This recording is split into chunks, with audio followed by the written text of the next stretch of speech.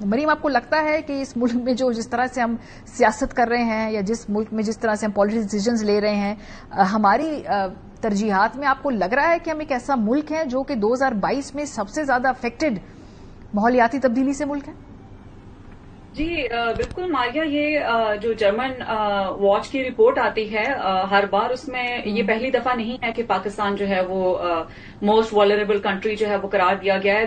گاہے مختلف واقعات کی وجہ سے پاکستان ہمیشہ سے ٹاپ 10 کنٹریز میں اس رپورٹ کی کئی سالوں سے رہا ہے.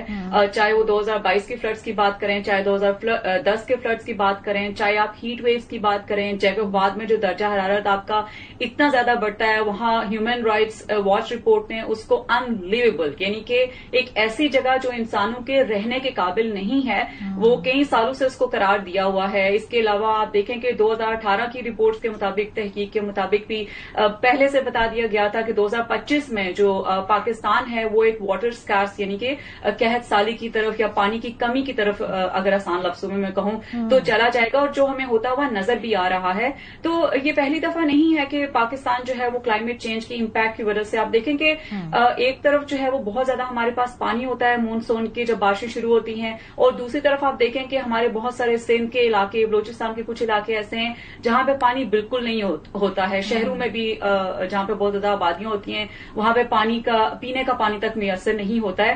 تو یہ کلائمیٹ چینج کے امپیکٹ جو آف کورس جو آپ کی گلوبل ایمیشنز ہوتی ہیں، جو کاربن ڈائی آکسائڈ کا اخراج ہوتا ہے زہریلی گیسوں کا، جو باقی ممالک بھی کرتے ہیں، پاکستان بھی کرتا ہے، یہ سارے آپ کے کلائمیٹ چینج کے امپیکٹ تو دیکھنے کو آپ کو ملتے ہیں. لیکن واٹ میکس اٹ ورس وہ یہ ہوتا ہے کہ آپ کے آن گراؤنڈ پالیسی میئرز کیا ہیں، آپ اس کو رسپانس کس طرح سے دے رہے ہیں، آپ کا جو ارلی وارننگ سسٹم ہے وہ کتنا افیکٹو ہے، آپ لوگوں کو کتنا پہلے انفارم کر سکتے ہیں ان چیزوں کے بارے میں، یہ جو حالات آپ کے کلائمیٹ چینج ریلیٹڈ ایونٹس ہونے والے ہوتے ہیں، اور آپ لوگوں کو کس طرح سے بچا سکتے ہیں، ان کی رہنمائی کس طرح سے کر سکتے ہیں. یہ ایسی چیزیں ہیں جو گورننس کے ایشوز ہیں ہمارے پورے ملک میں. میں اسی پہ آنا چاہتی ہوں مریم صاحب. میرا اگلا سوال یہی ہوتا کہ آپ نے جو آن گراؤنڈ رسپانس کی بات کی، آپ نے جو پالیسی لیول فیصلوں کی بات کی، اور پھر اس کے خالی قانون سازی اور فنڈز مختص کرنا ہی امپورٹنٹ نہیں ہے، ان کو پھر پائے تکمیل تک منصوبوں کو پہنچانا اور میک شور کرنا کہ وہ آن گراؤنڈ بھی امپلیمنٹیشن ہو.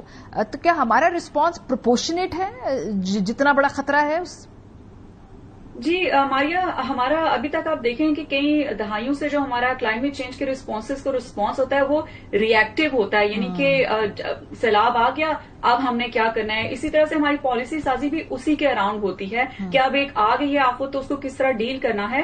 دنیا بھر میں پلان یہ ہوتا ہے کہ ارلی وارننگ سسٹمز ہوتے ہیں، یعنی کہ آپ کا آنے والا ہوتا ہے سیلاب یا ہیٹ ویوز آپ کی آنے والی ہیں، یا آپ کا گلیشیئر میلٹنگ ہو رہی ہے نارتھ میں، اسی طرح آپ کا ڈراؤٹ ہونے والا ہے. یہ ایسی چیزیں ہیں جو پہلے سے پریڈکٹ ہو جاتی ہیں. آپ کا انپریسیڈنٹڈ رین فال مانسون میں ہونے والا ہے، تو اب پہلے سے انسٹیٹیوٹس کے پاس ڈیٹا ہمارا ہوتا ہے، وہ پہلے سے اس انفارمیشن کو استعمال کر کے کس طرح سے لوگوں کو انفارم کرتے ہیں. جو ہمارے ادارے ہیں وہ کس طرح سے اس پہ ایکٹ کرتے ہیں اور کس طرح سے فنڈز مختص کرتے ہیں. یہ بہت ہی افیکٹو طریقہ ہو سکتا ہے اس چیز کو ایڈریس کرنے کا، لیکن یہ ہوتا نہیں ہے. ہمارے ادارے اس طرح سے کام کرتے ہیں کہ اچھا پہلے سے ہم اس ادارے کو پیسے کیوں دیں کہ وہ کمیونٹیز کے لیے کچھ کریں، کیونکہ نقصان تو ہوا نہیں ہے. وہ پہلے دیکھتے ہیں کہ اچھا ڈیمیج پہلے ہوا ہے تو اب اس کو ہم رسپانس پیسے کی فارم میں دیں یا کیپیسٹی بلڈنگ کی فارم میں دیں. تو ہمیں میرا خیال ہے کہ جو ہمارے ادارے ہیں ان کو تو اسی اپروچ اپنی ری ایکٹیو کے بجائے جو ہے وہ پرو ایکٹیو کرنی پڑے گی کہ ایک آفت آنے والی ہے، آپ کے پاس ڈیٹا ہے، آپ کو ڈیٹا بتا رہا ہے کہ آنے والی ہے.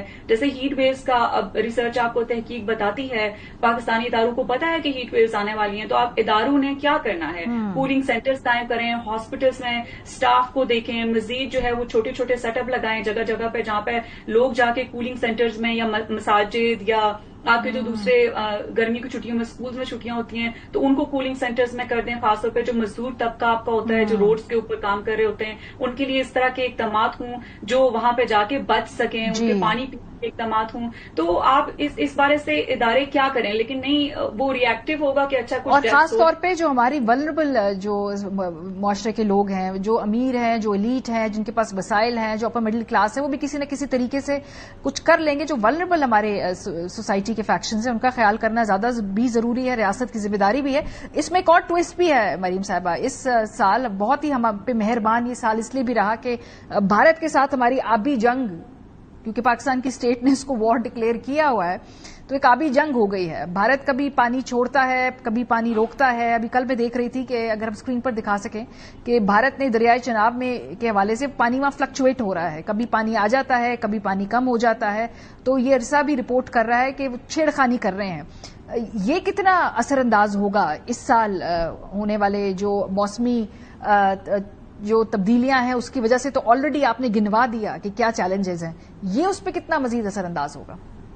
जी मारिया, आप देखेंगे ये जो सिंतास मुआहिदा इंडिया और पाकिस्तान के दरमियान 1960 से था, इसकी खिलाफ वर्जी इंडिया गाहे बगाहे करता ही रहता है. ये कोई नई बात नहीं है, लेकिन अब उनने अनाउंस करके किया. मेरा ख्याल है कि उनके पास ज्यादा पावर है नहीं करने की, क्योंकि आप नेचर इस तरह से काम करती है कि आप देखें कि अभी से उनके यहाँ मानसून बारिशें स्टार्ट हो गई हैं और उनके कुछ इलाके फ्लडिंग की जद में आ चुके हुए हैं. तो आप देखें कि इंडस में जब उनका पानी ज्यादा आ गया है तो उनको खोलना ही पड़ेगा पानी, और पाकिस्तान की तरफ पानी आएगा ही आएगा. उनके पास ऑप्शन नहीं है, अदरवाइज उनके इलाके में फ्लडिंग हो जाएगी. हाँ, इस तरह से वो इम्पैक्ट उसका जरूर हो सकता है कि वो डिसाइड कर सकते हैं कि अच्छा उनके जो हेड्स हैं जो इंडस वाटर के जो ऊपर से पानी उनकी तरफ से आता है, वो उसको कंट्रोल कर सकते हैं कि उनके पास किस वक्त उन्हें खोलना है, कितनी मिकदार में खोलना है. वो पाकिस्तान पर असरअंदाज हो सकती है. और आई थिंक पाकिस्तान अगर उसकी हमारे इदारे उसकी प्लानिंग करें जो वाटर रिजर्वायर्स और स्टोरेज की फॉर्म में और आबादियों को पहले से इंफॉर्म करने के कॉन्टेक्स्ट में अगर बता दें कि इन मौसमों में आपके चांस हो सकता है, तो आप जो है वो जो इंडस के अराउंड आबादियां हमारी होती हैं उनको इन्फॉर्म करें कि वहां से मूव अवे करें. लेकिन सिर्फ बताएं नहीं, उनके लिए इक़दाम भी करें. मूव अवे करके कहाँ जाएं? उनके पास वो जगह तो होती नहीं है कि उन्होंने किधर रहना है. तो अगर हमारे पॉलिसी साज इदारे, मुतलका इदारे इस पर प्रॉपर प्लानिंग करें तो बच सकते हैं हम इससे.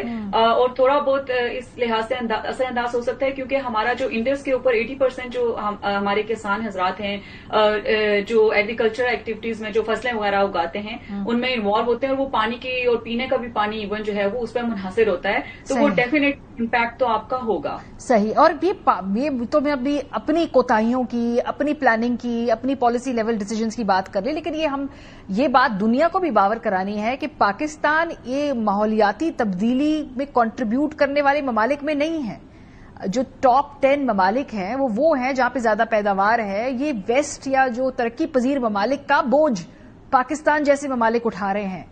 ये मुकदमा क्या हम प्रेजेंट कर पा रहे हैं, दुनिया को समझा रहे हैं कि भाई जो आप कर रहे हैं we are at the receiving end, ये बात आज यह नहीं रुकेगी, इस खित्ते से फैलेगी, निकलेगी, कल को वो भी पहुंचेगी? जी मारिया, बिल्कुल. पाकिस्तान जो है वो बाकी south Asian countries with China, ये पूरा ग्रुप है जो कि निगोशिएट हर साल करता है कि जो डेवलप्ड ममालिक हैं वो किस तरह से अपनी एमिशंस को कम कर सकते हैं. और बाकायदा पेरिस एग्रीमेंट 2015 में जो साइन हुआ था, जिसमें बहुत सारे, अब तो अमेरिका उससे निकल गया है ट्रंप प्रेसिडेंट के आने की वजह से. तो ये मुआहदे के तहत जो है वो टेक्नोलॉजी ट्रांसफर के इंडस्ट्रीज में किस तरह से आप टेक्नोलॉजी ला सकते हैं, इम्प्रूव कर सकते हैं डेवलपिंग पाकिस्तान और जैसे बाकी ममालिक में, किस तरह से एमिशंस कम करनी है, रिन्यूएबल की तरफ मूव करना है, तो कैसे वो लोग हेल्प कर सकते हैं. हमारी फंड्स कैसे उन्हें प्रोवाइड करने हैं. लॉस एंड डैमेज फंड एक इस्टेब्लिश किया गया है, उसमें उनको कंट्रीब्यूट करना है. प्रॉब्लम ये है कि ये पाकिस्तान समेत बाकी ममालिक कोशिश बहुत कर रहे हैं, पिछले 30 सालों से कोशिश कर रहे हैं, निगोशिएट करने की कोशिश कर रहे हैं. प्रॉब्लम जो है वो विलिंगनेस है. जो आपके डेवलप ममालिक हैं, अब यूएस ऑफ से निकल गया तो सोचे ही ना कि वो पैसा इसमें कंट्रीब्यूट करेगा. लेकिन बाकी हमारे जैसे जर्मनी, यूरोपियन यूनियन, ये सब जो इस खित्ते में जितने आते हैं ये कंट्रीब्यूट उस तरह से नहीं करते हैं, क्योंकि उनकी प्रेफरेंस नहीं है. दे वुड नेवर वांट कि पाकिस्तान और बाकी ममालिक जो है वो कुछ क्लाइमेट चेंज के इम्पैक्ट के असर से निकल जाएं, क्योंकि हम बेहतर करना शुरू कर देंगे इकोनॉमिकली. और ऐसे ममालिक कभी नहीं चाहेंगे कि हम बेहतर करें, हम उन पर डिपेंडेंट ही रहेंगे. वो हमेशा यही चाहेंगे, क्योंकि आप देखें कि उनके पास जो पैसा है, पैसे की कमी नहीं है, वो जंगों में पैसा लगा रहे हैं जगह जगह, लेकिन वो क्लाइमेट चेंज के ऊपर ग्लोबल पॉलिटिक्स भी इसका एक बहुत बड़ा फैक्टर है. बहुत शुक्रिया.